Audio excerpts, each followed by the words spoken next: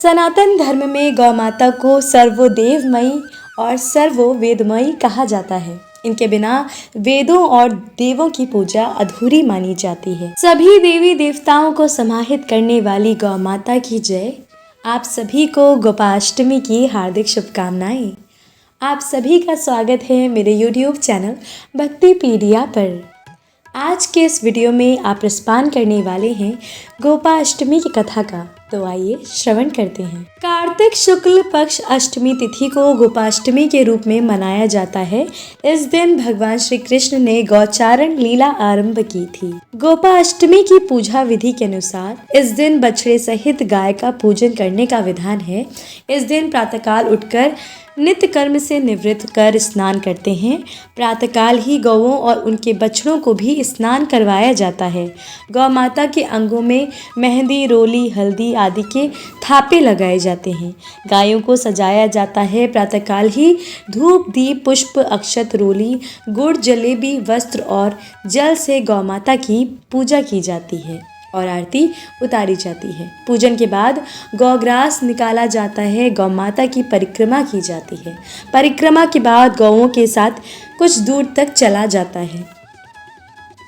श्री कृष्ण की गौचारण लीला के अनुसार भगवान ने जब छठे वर्ष की आयु में प्रवेश किया, तब एक दिन भगवान माता यशोदा से बोले, मैया अब हम बड़े हो गए हैं। मैया यशोदा बोली, अच्छा लाला, अब तुम बड़े हो गए हो तो बताओ अब क्या करें। भगवान ने कहा, अब हम बछड़े चराने नहीं जाएंगे, अब हम गाय चराएंगे। मैया ने कहा, ठीक है, बाबा से पूछ लेना। मैया के इतना कहते ही झट से भगवान नंद बाबा से पूछने पहुंच गए। बाबा ने कहा, लाला अभी तुम बहुत छोटे हो, अभी तुम बछड़े ही चराओ। भगवान ने कहा, बाबा अब मैं बछड़े नहीं चराऊंगा। जब भगवान नहीं माने तब बाबा बोले, ठीक है लाल, तुम पंडित जी को बुला लाओ, वो गौचारण का मुहूर्त देखकर बता देंगे। बाबा की ये बात सुनकर भगवान झट से पंडित जी के पास पहुंचे और बोले, पंडित जी, आपको बाबा ने बुलाया है, गौचारण का मुहूर्त देखना है। आप आज ही मुहूर्त बता देना, मैं आपको बहुत सारा माखन दूंगा। पंडित जी ने नंद बाबा के पास पहुंचे और बार बार पंचांग देखकर गणना करने लगे। तब नंद बाबा ने पूछा, पंडित जी की क्या बात है, आप बार बार क्या गिन रहे हैं। पंडित जी ने बोला, क्या बताएं नंद बाबा जी, केवल आज का ही मुहूर्त निकल रहा है, इसके बाद तो 1 वर्ष तक कोई मुहूर्त नहीं है। पंडित जी की बात सुनकर नंद बाबा ने भगवान को गौचारण की स्वीकृति दे दी।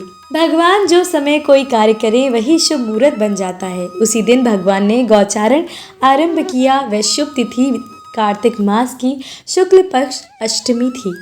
भगवान की गौचारण आरंभ करने के कारण ये तिथि गोपाष्टमी कहलाई। माता यशोदा ने अपने लला के श्रृंगार किया और जैसे ही पैरों में जूतियां पहनाने लगी तो लला ने मना कर दिया और बोले, मैया यदि मेरी गौएं जूतियां नहीं पहनती तो मैं कैसे पहन सकता हूँ।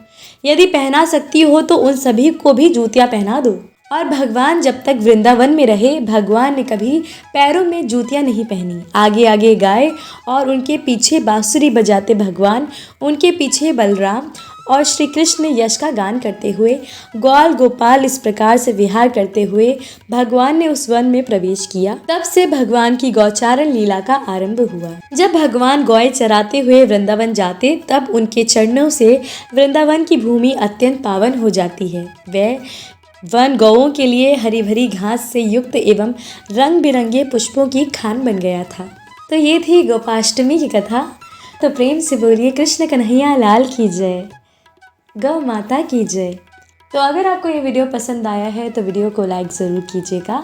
अगर आप मेरे चैनल पर पहली बार आए हैं तो चैनल को भी सब्सक्राइब कीजिएगा। और हाँ, कमेंट में कृष्ण कन्हैया लाल की जय, गौ माता की जय लिखना बिल्कुल मत भूलिएगा। आप सभी पर कृष्ण कन्हैया की कृपा सदैव बनी रहे और आप सभी के कष्टों का निवारण गौ माता करें। आप सभी को गोपाष्टमी की हार्दिक शुभकामनाएं।